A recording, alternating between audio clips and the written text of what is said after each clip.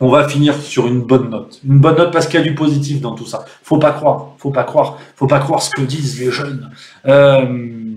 Une bonne note dans ce remaniement, malgré toutes ces têtes que l'on a déjà vues, ces têtes sous le coup de poursuites judiciaires. Nous avons Elisabeth Moreno, la femme que les féministes détestent. Alors je tenais absolument à vous parler de cette dame pour qui j'ai le plus profond respect depuis que je l'ai connue, c'est-à-dire il y a une semaine. C'est pas non plus ma meilleure amie, comme disait Laurie, excellente chanson. Salut l'artiste. Elisabeth Moreno, alors c'est la remplaçante de Marlène Schiappa au ministère délégué à l'égalité entre les femmes et les hommes, une dirigeante d'entreprise franco-capverdienne. Déjà, ça m'a permis de situer le Cap-Vert, parce que je ne savais pas où c'était. Autant Antibes, Sochaux, je vois, mais Cap-Vert, c'est sur la ligne 8, je ne sais pas, je ne connais pas. Donc, franco-capverdienne, qui a été présidente de France de Lenovo, les ordinateurs. Là, il y a du niveau. Elle fait pas des vidéos YouTube dans sa chambre, si tu veux un point de comparaison. Donc, Elisabeth Moreno, vous allez voir, je vais vous parler de son parcours formidable et des résultats, et de l'accueil qu'elle a eu pour sa nomination, notamment par les féministes. Caroline Dehaas, que j'aime bien, qui porte très bien son nom. Ouais, pour ceux qui parlent anglais. Bref, c'est autre chose. Donc, Elisabeth Moreno, un parcours émérite, fille d'ouvrier et de femme de ménage capverdien, arrivée en France à l'âge de 7 ans. Elle est notamment passée par des entreprises brillantes comme Dell, comme France Télécom. Elle a été juge consulaire bénévole après une formation à l'École nationale de la magistrature, présidente de HP France. Il y a du très très gros niveau. Une femme d'affaires, une dirigeante d'entreprise de très haut vol, qui a une importance mondiale aujourd'hui avec la taille des entreprises dans laquelle elle a eu des responsabilités. Des positions fortes et assumées.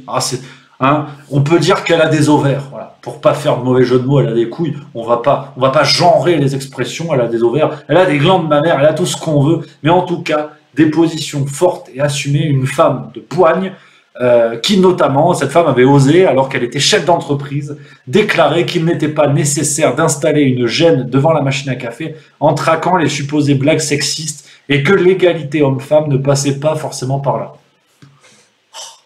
Alléluia, alléluia, putain. Enfin, alléluia pour ceux qui aiment le foot, et alléluia sinon. Parce que, putain, ça fait plaisir de la lucidité. Merde, ça fait plaisir. Donc, Elisabeth Moreno, voilà, qui a des postures très claires, très marquées, avec un féminisme assumé, beaucoup plus musclé, beaucoup moins insidieux, comme nous allons le voir. Elisabeth Moreno, notamment, juste après sa nomination, qui... je cite donc le journal L'Opinion, je vous mettrai le lien à la fin de la vidéo dans la description, le journal L'Opinion qui relève que elle a déclaré donc à ce journal qu'elle avait attrapé notre ami garde des Sceaux Éric Dupond-Moretti pour lui dire qu'elle sera un caillou dans sa chaussure, mais également qu'elle a aussi discuté avec Gérald Darmanin, dont la plainte pour viol par laquelle il est visé va être un boulet à porter pour elle, et son objectif au cours de son mandat, tel qu'elle le dit: ce que je veux, c'est que les féminicides passent de 170 actuellement identifiés à 10 par an. Alors je pourrai mourir tranquille, continue la dirigeante d'entreprise. Je sais que si je n'ai pas les moyens, je ne peux rien faire. Je ne suis pas venu faire de la poterie, on parle de vie humaine. Donc, putain, ça fait du bien. On dirait un Ricard en fin de journée avec des glaçons, du sirop de menthe. Ah, moi, je l'aime comme ça. Un perroquet, voilà, c'est comme ça. Donc, voilà, Elisabeth Moreno, enfin un féminisme solide sur les appuis, assumé, clair, qui ne vise pas un combat des femmes contre les hommes, mais une avancée des femmes avec les hommes, des hommes avec les femmes, où tout cela est une question d'égalité, mais une égalité qui n'empiète pas sur les droits des uns et des autres. Donc, pour l'instant, après c'est le début, peut-être que je ferai une vidéo pour la tailler dans 2 semaines, on verra. Laissons-lui sa chance. Au moins, elle vient de la vie publique, de la vie civile, du monde économique, mais enfin quelqu'un avec des compétences, parce que c'est vrai, c'était une promesse de En Marche de faire venir des gens de la vie civile, mais l'incompétence de la vie civile ne justifie pas tout. On ne peut pas prendre que des gens mauvais sous prétexte qu'ils viennent de la vie civile. C'est beaucoup trop simple.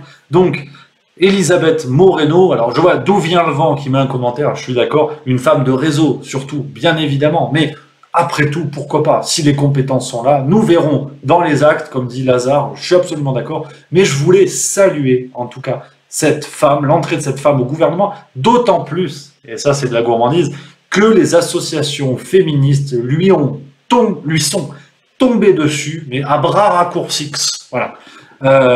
Parce que forcément, une femme forte, aux convictions assumées, et qui parle d'abord de grandes et belles complémentarités que celles des hommes et des femmes, forcément, toute la troupe, Caroline de Haas, Rémi Leleu et compagnie, ah, ça les a fait les dents. Il y a un chicot qui est tombé. Parce que forcément, un féminisme qui se construirait à égalité avec la société, avec un objectif qui est d'atteindre véritablement l'égalité par le haut et non pas en restreignant aujourd'hui les positions des hommes, ah, c'est pas le féminisme qui marche. Donc, ça fait plaisir. Ça fait plaisir de voir les féministes les plus extrêmes, soyons précis, et les plus à côté de la plaque d'ailleurs, soyons précis. Ça fait plaisir de voir ces féministes-là s'énerver, la bave aux lèvres, quand on voit une femme qui pourtant incarne à merveille la méritocratie française, la vraie, pas celle dont on nous rabâche les oreilles pour nous dire ah, Omar Sy, non, non, non, Omar Sy c'est un guignol.